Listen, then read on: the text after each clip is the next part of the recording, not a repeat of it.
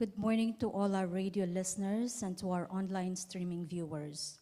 We celebrate today the Holy Mass for the feast of Saint Matthias the Apostle.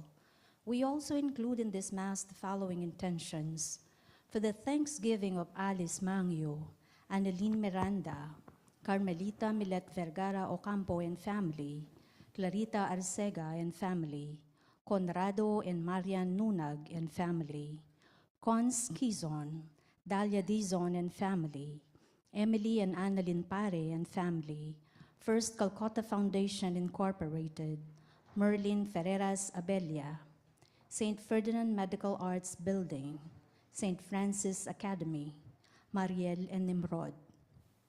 For the special intentions of Asuncion Sampang, Donald Paul Dizon, Estrabillo Santos family, John Kenneth Nuki and Valerie Apple Balagtas, Lenny Papio, Lita Guanlao, Marciano and Clarita Arcega, Mirasol Ahos and family, Vincent Christopher Pare, Manabat family, Isip family, Bonifacio family, Anishete family, Rolly Franz and Jerome Isip, Abigail and Nico Pangilinan. For celebrating their special day today, especially Arnold Zabala, Aidel Isip, Andrew Vinarao, Glendale Abutan, and for the speedy recovery of Angelita Valencia, Bonnie Ganya, Cons Quizon, Donna Katakutan, Evelyn Dunca, Flora Quizon, Florencio Garcia, Helen David, Herna Sampang, Julieta Balagtas, Renato David, Victorina Galang, Winnie David, Policarpio Manabat, Kay Gonzalez, Fernando Manabat Sr., Angel Basilio, Jerlyn Alvarado, and Rico Trajano. For the repose of the soul of Bernard Valencia, Joel, Librada, Linda, Lolita, Mamerto, Maximo and Cecilia, Miguel, Isagani, Maxima, Leonila, Roberto, Remedios, Eufrosina, Carolino, and all the poor souls in purgatory. Our Eucharistic celebration will be presided by Reverend Father Ricarte Macalino, Parish Priest of San Pedro Calungsod in Minalin, Pampanga. Together, we sing the entrance hymn.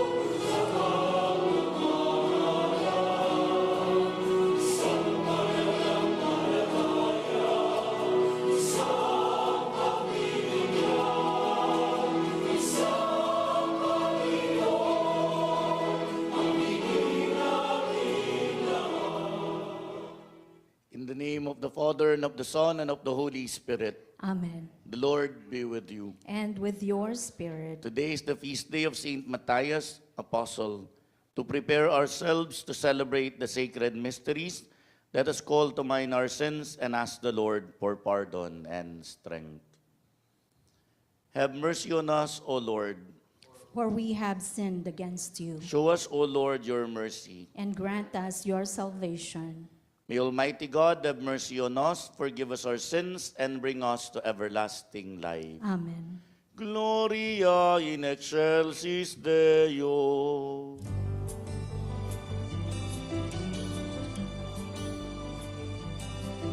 Maghati sa Diyos sa kaitaasan, at sa luma'y kapayapaan sa mga taong may mabuting kalooban.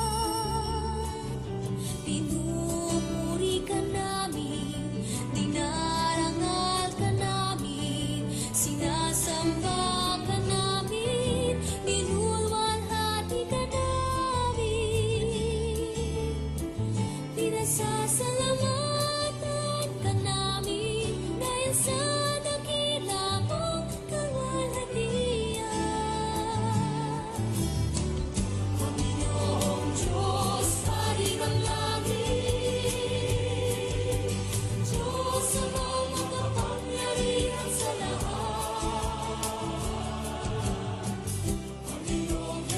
Kristo, bugtong na anak.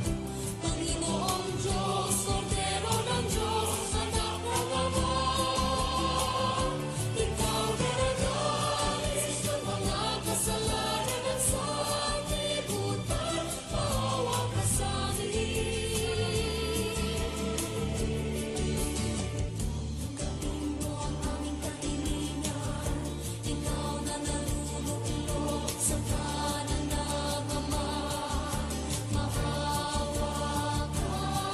ka sa amin. Sapagkat ikaw lamang ang banal, ikaw lamang ang Panginoon. Ikaw lamang, O Jesucristo, kasama ng Espiritu Santo sa kalwalhatian. Tanggap na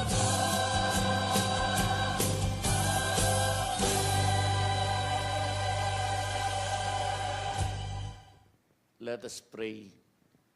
O God, who assigned Saint Matthias a place in the College of Apostles, grant us through his intercession that, rejoicing at how your love has been allotted to us, we may merit to be numbered among the elect, through our Lord Jesus Christ, your Son, who lives and reigns with you in the unity of the Holy Spirit, one God, forever and ever. Amen.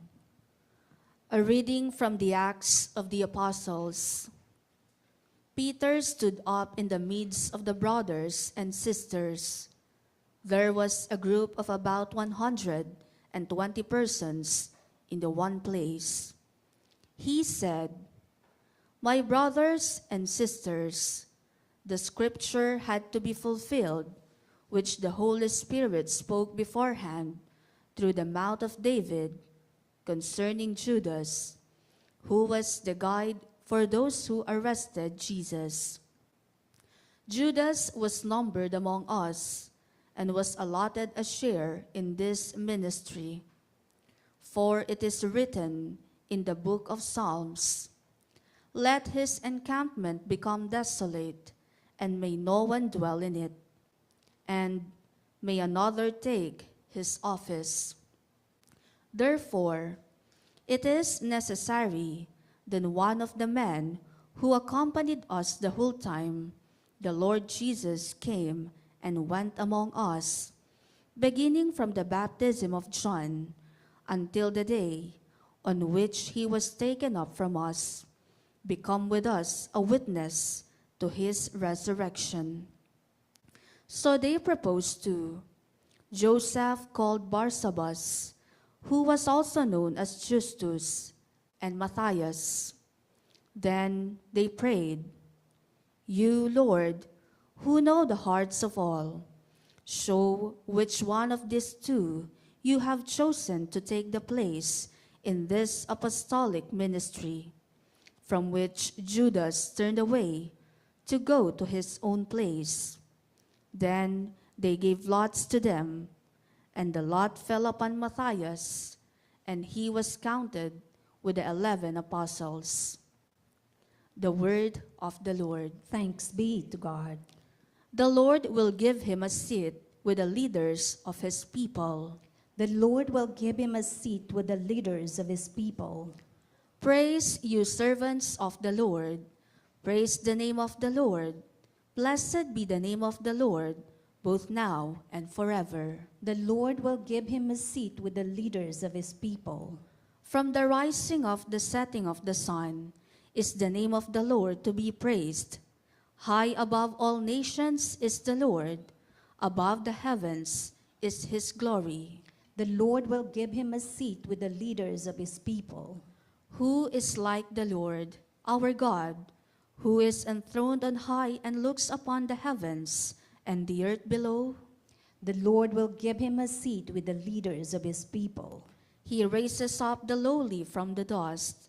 From the dunghill he lifts up the poor, to sit them with the princes of his own people. The Lord will give him a seat with the leaders of his people. Let us honor the Holy Gospel.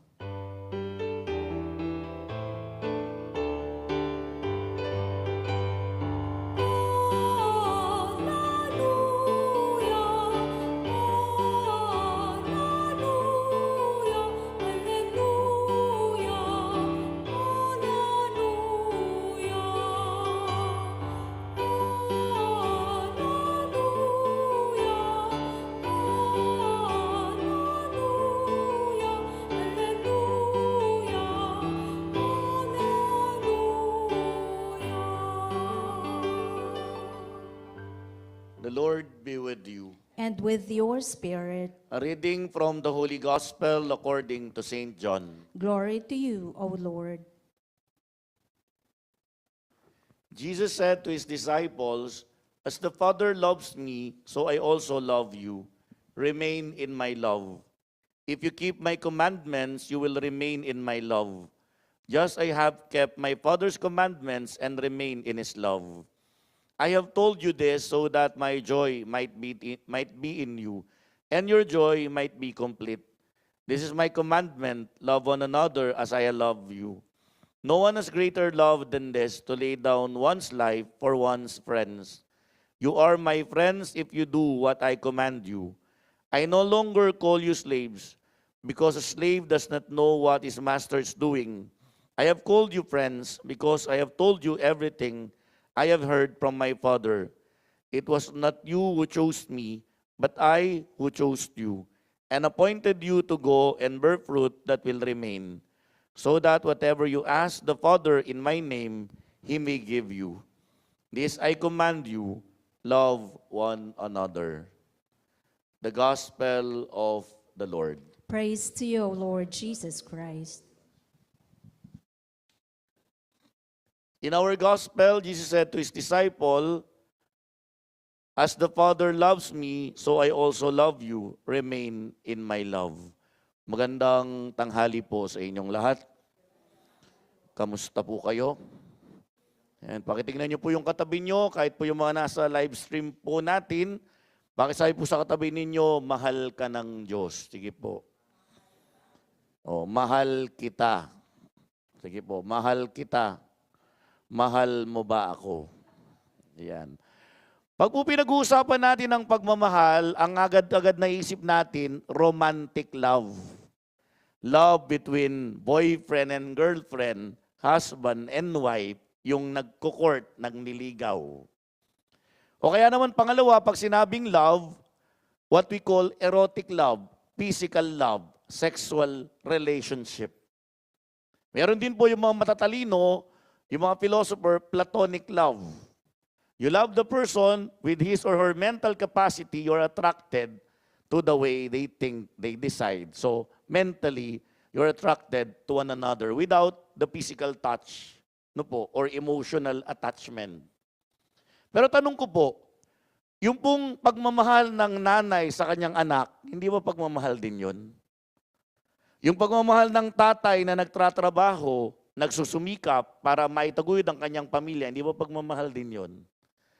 Yung pagmamahal ng best friend sa kanyang best friend, kahit di sila magkadugo, di ba pagmamahal din yon? Sometimes we limit love in the category I have mentioned, romantic love, erotic love, platonic love. But love has many layers. It encompasses all relationship. In our gospel, Jesus is giving us another definition of love. Love for Jesus is the ability to offer one's life for one's friends. Ang pag-aalay ng buhay sa taong minamahal. The ability to die, the willingness to die in order to prove your love to the person whom you love the most. Kaya ano pong hamon ng ating ebanghelyo ngayon? If we love God, we are willing to die for the sake of the gospel. Dalawang klaseng pagkamatay. Pag tayo mamamatay na literally, we will offer our life for God and eventually we will enter heaven. And pangalawa, we offer ourselves to die from sinfulness, selfishness, sa mga pangit na ugali natin. Kailangan nating mamatay upang mapakita natin ang pagmamahal natin sa Panginoon. Alam niyo po, pag ating ipinagdiriwang ang mga kapistahan ng mga apostol, lagi pong kulay red ang liturgical color. Kasi alos lahat sila ay martir. Nag-alay ng buhay para sa Panginoon. They did not preach the word of God by uttering words. They also gave witness to that preaching by offering their blood, their life for Jesus. Kaya anong hamon sa atin ng Ebanghelyo ngayon? Anong pagmamahal? Ang pagmamahal na nakahandang mag-alay ng buhay para sa taong minamahal. Isipin natin ang mga bagay nito. Pag ang rason ng mga bagay na ginagawa mo'y pagmamahal, hindi mo makikitang mahirap ang bagay na ginagawa mo.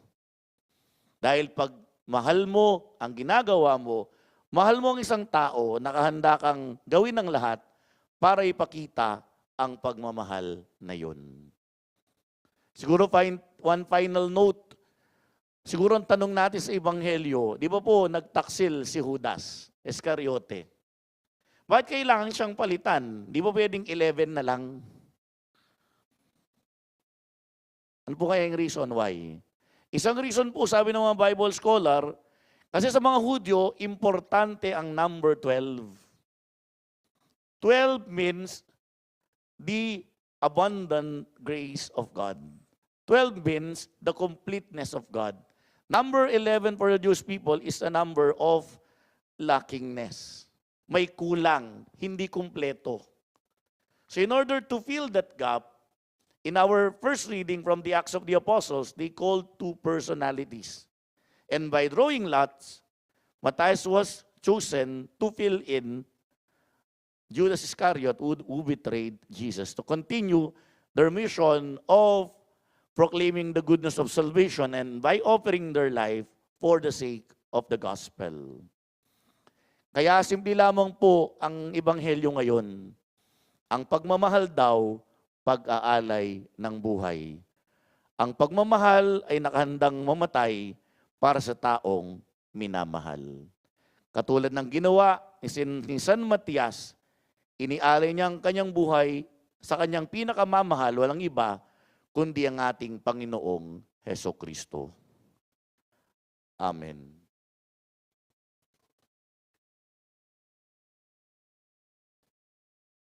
Dear friends, we honor Saint Matthias, whom the Holy Spirit guided the early Christians to elect to be an apostle. Following the death of Judas, that our prayer be, Lord, hear us. Lord, hear us.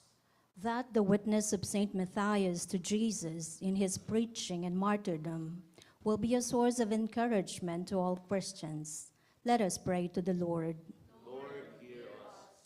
That Saint Matthias, one of the patrons of those who live with alcoholism, will intercede for them so that they can live peaceful lives free of addiction. Let us pray to the Lord. That those who discern the suitability of candidates for priesthood, diaconate, and religious life may do so under the guidance of the Holy Spirit, sensitive to the needs of the church and their personal integrity. Let us pray to the Lord. That the people of the Holy Land, where Saint Matthias was added to the company of the apostles, will receive quickly the blessing of Jesus' Easter peace. Let us pray to the Lord. May the Lord accept our thanksgiving and our personal intentions, the special intentions of the radio station of our archdiocese, and that all faithful departed, especially from our parish, community, and families, may enter the heavenly Jerusalem. Let us pray to the Lord. Father, you hate violence and love justice. Renew in our hearts the presence and power of the Spirit, so that we may be led in your ways of peace through Christ our Lord. Amen.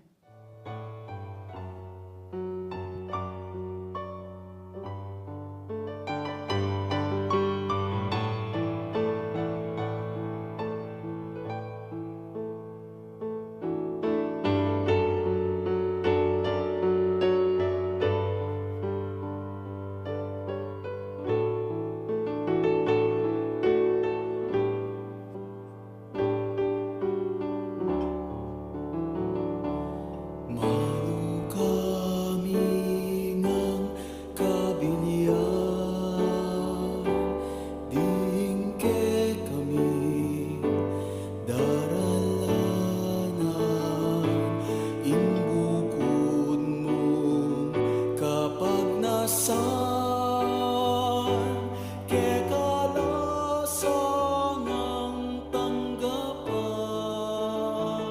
tinabening katawan mo, alak ning mabiedaya mo, ay naning kekang balayang, ay nikamo, Ginoo, paligaya.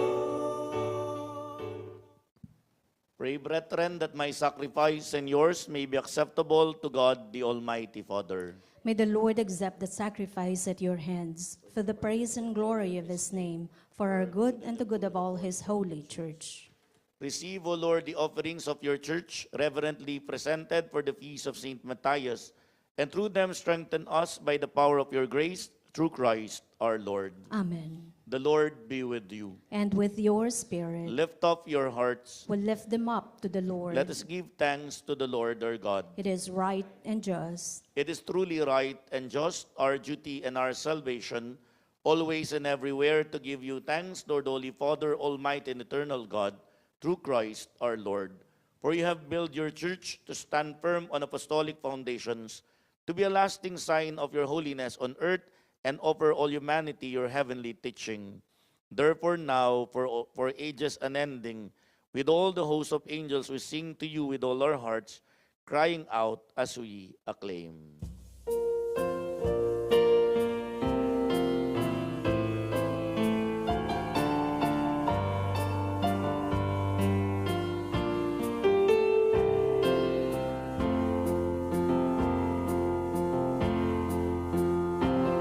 Banal, banal, banal ing Ginoo, Diyos sa mayubayan.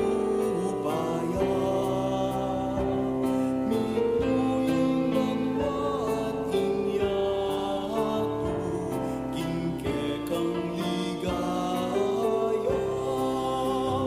Hosanna, Hosanna, kingkakatas, katasan. Hosanna, Hosanna, kingkakatas, katasan.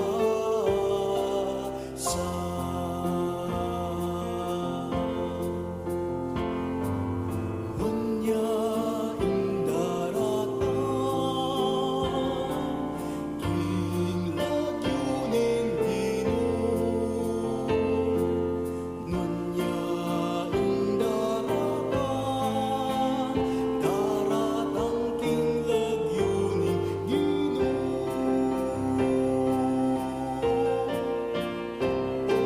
Hosanna, Hosanna, kingkakatas, katasan. Hosanna, Hosanna, kingkakatas, katasan.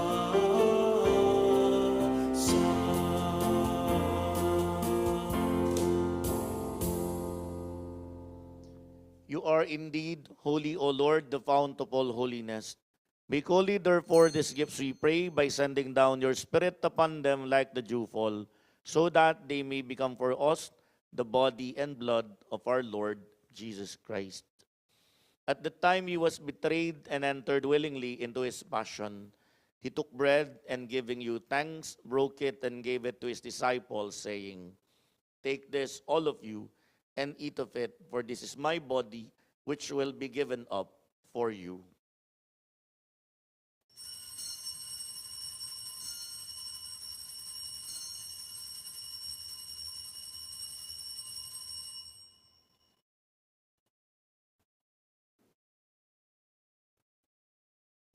In a similar way, when supper was ended, he took the chalice and once more giving you thanks, he gave it to his disciples, saying, "Take this, all of you, and drink from it, for this is the chalice of my blood, the blood of the new and eternal covenant, which will be poured out for you and for many for the forgiveness of sins. Do this in memory of me.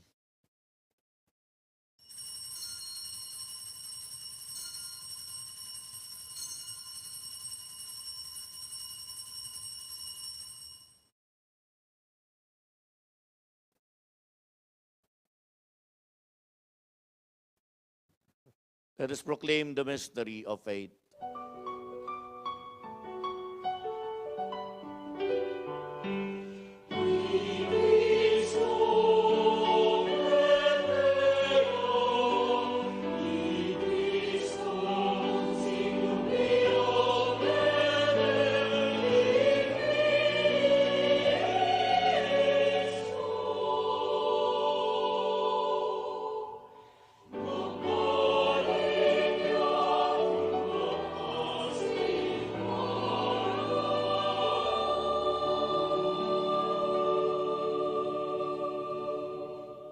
Therefore, as we celebrate the memorial of his death and resurrection, we offer you, Lord, the bread of life and the chalice of salvation, giving thanks that you have held us worthy to be in your presence and minister to you.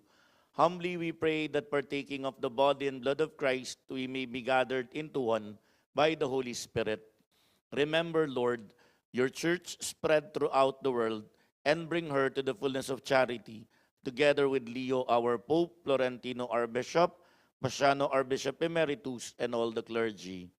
Remember also our brothers and sisters who have fallen asleep in the hope of the resurrection, and all who have died in your mercy. Welcome them into the light of your face. Have mercy on us all, we pray, that with the Blessed Virgin Mary, Mother of God, with Blessed Joseph, her spouse, with the blessed apostles and all the saints, with Saint Matthias, who have pleased you throughout the ages, we may merit to be co-heirs to eternal life, and may praise and glorify you through your Son, Jesus Christ. Through him, with him, in him, O God, Almighty Father, in the unity of the Holy Spirit, all glory and honor is yours forever and ever. Amen, amen, amen, amen, amen, amen, amen.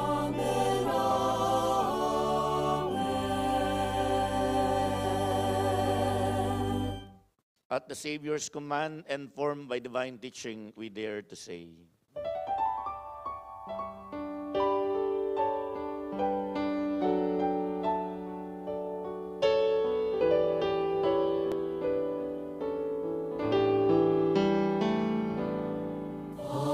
Namin sumasalangit ka sa malinaw na ngalan mo, Bapa sa amin ang kaharian.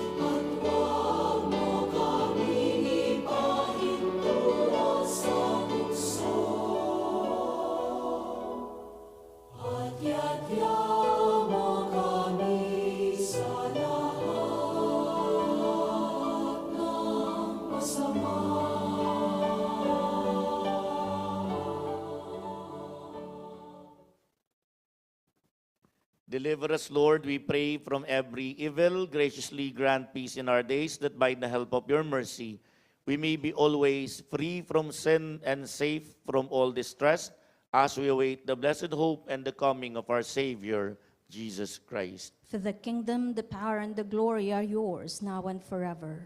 Lord Jesus Christ, who said to your apostles, "Peace I leave you, my peace I give you," look not on our sins, but on the faith of your church, and graciously grant her peace and unity in accordance with your will, who live and reign forever and ever. Amen. The peace of the Lord be with you always. And with your spirit. Let us offer each other the sign of peace.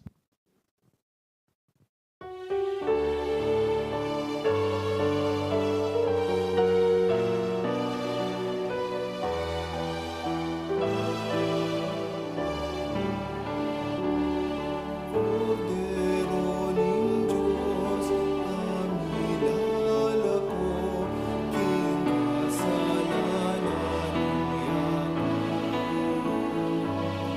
Pagkaluluwan mo kami, pagkaluluwan mo kami. Cordero ng Diyos, sa milalako, king kasalanan niya. Pagkaluluwan mo kami, pagkaluluwan mo kami. Cordero ng Diyos, sa milalako, king kasalanan niya. Ibigay mo kay kaming kapayapaan, ibigay mo yung kapayapaan, ibigay mo yung kapayapaan, ibigay mo yung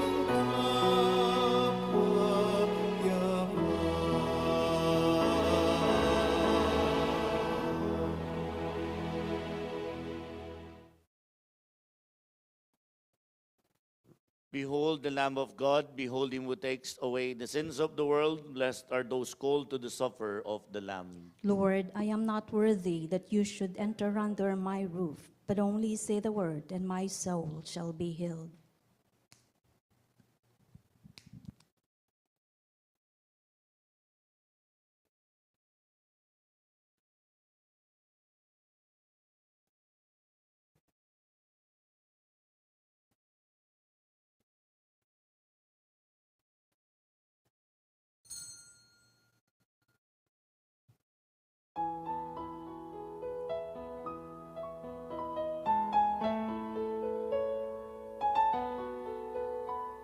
Ang sinumang sa akin mananahan, mananahan din ako sa Kanya. At kung siya'y mamunga ng masagana,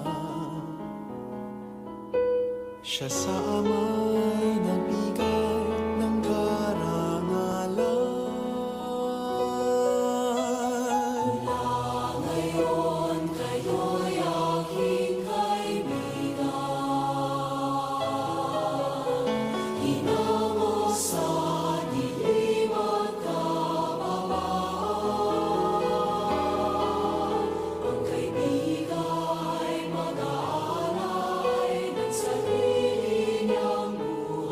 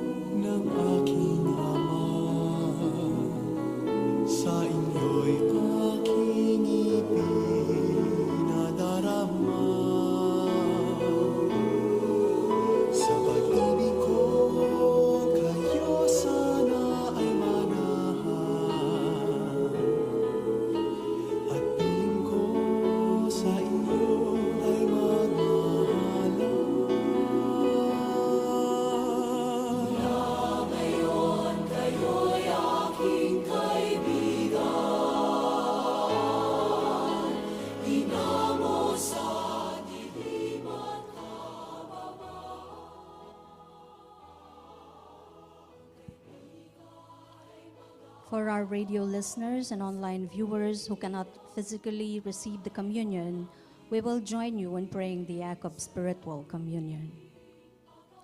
My Jesus, I believe that you are present in the most holy sacrament. I love you above all things, and I desire to receive you into my soul. Since I cannot at this moment receive you sacramentally, come at least spiritually into my heart. I embrace you as if you were already there and unite myself wholly to you. Never permit me to be separated from you. Amen.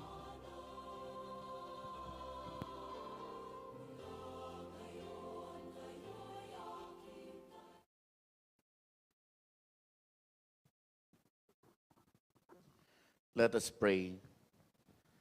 Never cease, O Lord, we pray, to fill your family with divine gifts, and through blessed Matthias' intercession for us, graciously admit us to a share in the lot of the saints in light, through Christ our Lord. Amen.